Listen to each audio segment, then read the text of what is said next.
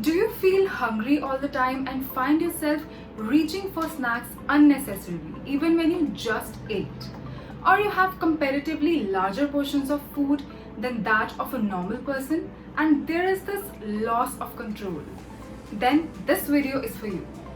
In this video, I'm going to talk about binge eating. What are the signs of binge eating disorder? What causes it? What are its side effects? And I'm also going to share with you a few tips and tricks that helped me overcome this problem when I was on my weight loss journey. First of all, what is binge eating and what are the signs of BED, binge eating disorder? Binge eating refers to a condition of eating comparatively larger amount of food than that of a normal person over short durations and eating uncontrollably even when not hungry. Recurring episodes of binge eating becomes a BED.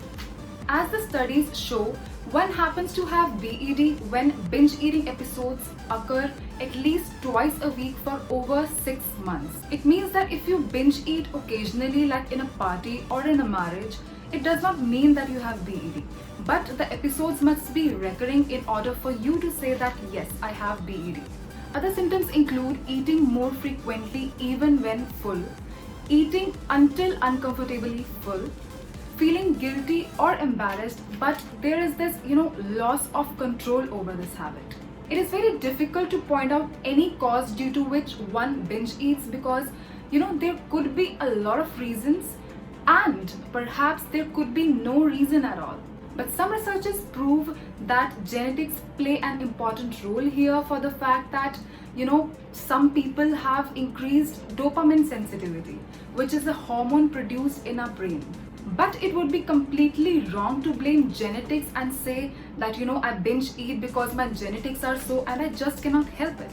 Because what I believe and in fact studied is that, it is more psychological than it is genetics. In fact, 80% of the cases are psychological.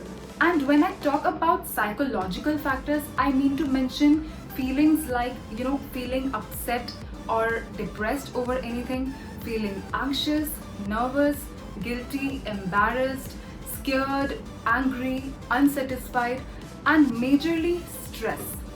Certainly, this is the reason why binge eating is so common these days because everyone these days have their own levels of stress. One tends to find food as their comforting source when they're going through with any emotional or mental trauma. And when this begins to happen, eating when you feel anything becomes a habit. Now, one of the biggest side effects of binge eating is, of course, weight gain. In fact, it is the biggest reasons why one gains weight, which makes them more prone to several other problems like, metabolic issues, diabetes, heart problems, kidney problems, liver problems, cancers, etc. Now, I'm not saying that you might get cancer or diabetes because of binge eating, but it definitely contributes to weight gain, which makes one more vulnerable to other such problems. I know that it is very easy to say that, binge eating is not good and you should stop it. But I also know that how difficult it could be to act upon it because I myself went through it when I was on my weight loss journey, during which I also learned that, yeah, sure, it is difficult, but it is not impossible. So I'm gonna share with you a few tips and tricks that I adapted which helped me to overcome this problem. Firstly, I tracked down my binge eating episodes and observed when was I more likely to binge eat. I found food as my comforting source anytime when I felt emotionally down or even when I sat idle or bored. So what I did was I found an alternative for it. Anything that I love. For example, I love shopping. So anytime I felt I was not okay emotionally, I went out for shopping or opened my favorite shopping app or, I just went out for a walk while listening to music because that's what I love. It worked for me. For others, sketching, reading, or talking to a friend might work. Basically, any hobby that you can replace your eating habit with.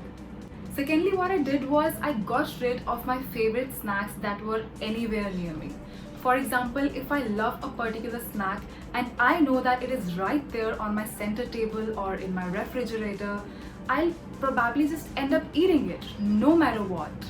So I either place it somewhere far away or I just gave it to someone else. It reduced the chances of me getting mentally weak. What another small thing that I did was, I treated myself after every 2, 3, or 4 days. For example, if I'm craving a piece of chocolate, I just have a piece of chocolate because firstly, it does no harm to me. Secondly, it gave me motivation for next few days. But there are few people who have major control issues and will probably end up eating the whole bar. This tip might not work for them.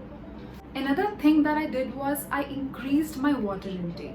So anytime I felt like I was hungry again, even when I ate a couple of hours back, I just took a glass of water and gulp it in. And I realized that I was not even hungry anymore. I was actually feeling thirsty. And actually on some days I felt very boring and difficult to have a lot of water throughout the day. So what I did was, I started including flavored water in my day. For example, fruit infused water, ginger, cucumber or mint infused water, green tea, etc., which made my water more nutritious and tasty. Also, one thing that I started doing that helped me a lot, that I started planning my meals a night before. So I had a whole schedule ready for the next day, that what meal will I have, at what time will I have it, with reasonable gaps in between. This eliminated my chances of eating anything at any time I want. This trick I felt was more helpful for me and worked for me the best. So that is all. I hope I was able to deliver something valuable. Hit the like button if you liked it. Subscribe to my channel for more interesting content that I have lined up to post very soon for you guys.